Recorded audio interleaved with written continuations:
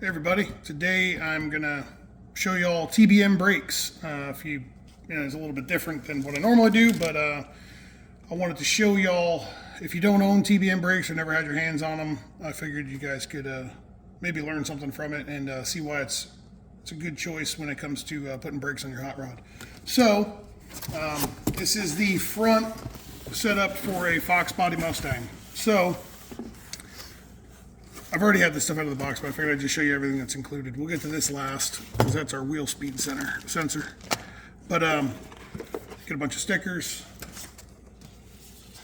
a little book. Here's caliper mounts. So caliper mounts are already machined, both of them, for front wheel speed sensors. So that's pretty sweet. That's all done for you. And let's see. These calipers. So something I noticed immediately, which I actually really liked, was that this is actually wet, and this has had fluid in it. I don't know if you can kind of see it in the video, but this has had fluid in it, which means they've already pressure tested these things. So that's that's pretty nice. See, there you go, it just dripped. But there's already brake fluid in them.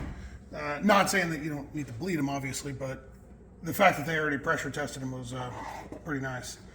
The other thing I noticed when I opened these up is the pad retainer.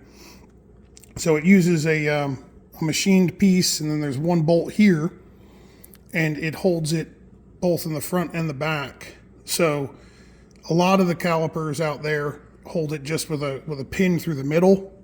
Well, this is holding it front to back, so the pad can't really do this inside. So this is probably something to do with part of their zero drag. Okay, there's your calipers. Let's see. This is the front hubs. So for a Fox body, they replaced the hubs with their hubs, right? So we've got wheel studs, half 20. They're 12-point seals, good Timken seals, good Timken bearings. I did not opt for this setup for ceramic bearings, but they do offer them. So here's the hub. Hub is like gold irradiated. Very nice. So another nice little feature about TBM that a lot of the other manufacturers don't have. Most of the manufacturers that make brakes, you grab a hold of these and you have to kind of pry it out, and they use an O-ring to seal it. Not these. These are actually threaded. So no more having to, jam a screwdriver up in there and try to open it up, or use a pair of channel locks and scratch the shit out of them. So this is actually a really nice feature. So again, this is kind of only the only way you kind of really see this stuff is if you buy them and own them and realize like, oh, I actually really like that. So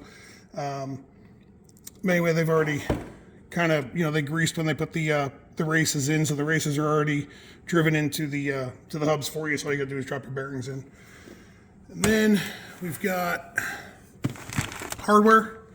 So it's kind of nice that it's all separated nicely. Makes life a little easier instead of just grabbing it all out of a big bag. This is the other caliper. We've got pads. So these are the pads that these are just their standard pad that they recommend for just about everything. They have another pad, a little softer. So standard pad, and then the rotor, which weighs substantially less than every other rotor out there on the market, and you can look at it and see why. So they machine it here so that it can sit like so. There we go. This is the front Fox kit. Very nice. I'm very pleased with fit, finish, quality, whole 9 yards. So the plating that they do on everything is actually it's different, and I actually really like it. And the thing I like the most about it is you can see when it's dirty. and it seems to be as if it would be easy to clean. So this is the front Fox body kit. Now we're going to put front wheel speed on this one. So front wheel speed kit comes with an M5 cable, right? And then here's your little sensor. Okay, so it's got some shims. So remember when we were looking at that caliper bracket, which is right here. No, let's take them out of here. So when you look at this caliper bracket, see it's recessed here, and then they give you shim in case you have to step the sensor in or out, you know, like on the front side, so it's going to protrude through here. So here is the tone ring that's used for front wheel speed, and these are a little pack of hardware that you need for the tone ring. So the way this tone ring works is here's your front hub.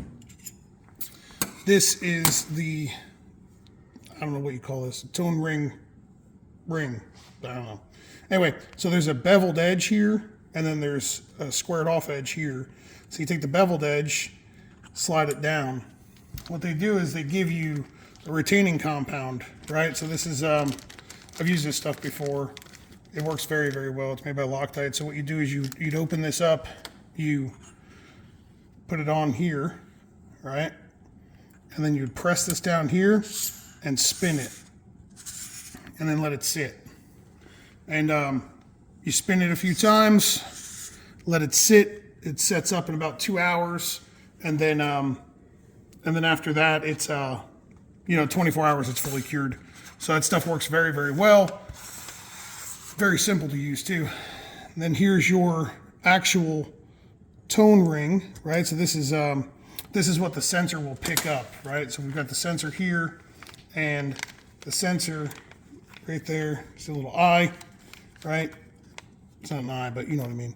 That is going to sit on our caliper bracket like so and pick up the tone ring.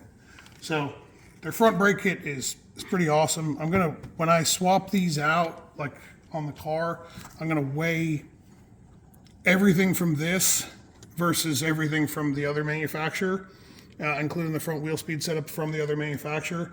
Kind of be able to give you guys a definitive answer of like, this is how much all this stuff weighs, versus a different manufacturer. So that's the front Fox body kit. Very nice. We carry these. We're a dealer for TBM. If you want them, let us know. This is the rear kit for a floater. So a floater, if you don't know what they are, the axle drives a hub as opposed to having a flange on the axle, and then you bolt everything to the flange. So if an axle breaks with a non-floater, depending on where the axle breaks, your wheel could potentially fall off. So we are going to, for my personal car, we're going to build a new housing. Matt at Performance Fab is going to build a new housing, and we're going to build a floater. So the way a floater works, and I'm sure somebody in here in the comments is going to tell me I'm wrong or whatever, but that's fine. But this is the abridged version. You shove this into the axle tube, right? And then you weld it, and then there's bearings that sit in here, right here, right here. And this is obviously stationary. This doesn't spin, right? This does spin. So what happens is you set this with bearings, if there was bearings in there, right? And then you would take your hub cover, right, like that, and then it would sit in here like this, and now your axle would go through that hole and into the splines of the spool, and then engage this, which engages the drive hub. So your wheel sits here, your wheel studs are here, right? They come through the backside and up to the front, and you bolt your wheel on. So now all the load is off of the actual axle, with flange. But anyway, this isn't about floaters, this is about TBM brakes. So the floater kit, that's the one that we chose to use, is Moser. Moser makes this floater kit. Strange also makes a floater kit. TBM makes a brake kit for both floaters. we chose Moser because of availability, honestly. So, and the fact that that TBM makes everything for them. So, this is the rear kit. So the way this works is you've got your caliper mount, right? And you would take your caliper mount and you would drop it on. So this would be, welded to your rear end housing, right? So you drop your caliper mount on right there. You use the supplied, wherever the hell I put them. You use the supplied bolts. I don't know where I put them. To bolt down here, and then you would assemble your, you'd already have your bearings in here, and you drop this in place, and then, or I'm sorry, before you drop this in place, you would attach the rotor to it. So here's the rear rotor for TBM brakes, and here's the backside of the drive hub, and it bolts up like so. You would have your rotor bolted to your drive hub, and then you would drop this onto your spindle. And then you use the hardware that comes with the spindle and with the Moser kit. You put that all back together, and then here's your caliper. So they use a lot bigger of a caliper in the rear than in the front. So something that seems to go, misunderstood. And maybe I'm wrong. I don't know. I mean, maybe they are misunderstood, but something that that I feel as if I've encountered a few times where people just didn't grasp it is the why would you want bigger brakes in the rear than you would in the front? Well, because the tire's bigger. So the tire's bigger in the rear than it is in the front. So we don't need to clamp as much braking in the front as we do in the rear because there's more contact patch on the ground. So it'll slow the car down better. So this is their F3 caliper for the rear, and I believe they call this the F1 caliper in the front, actually. Yes, the F1 Tornado. So there's caliper. It's made out of tornadoes. Anyway, this is TBM brakes. They're pretty slick. I'm pretty happy about them.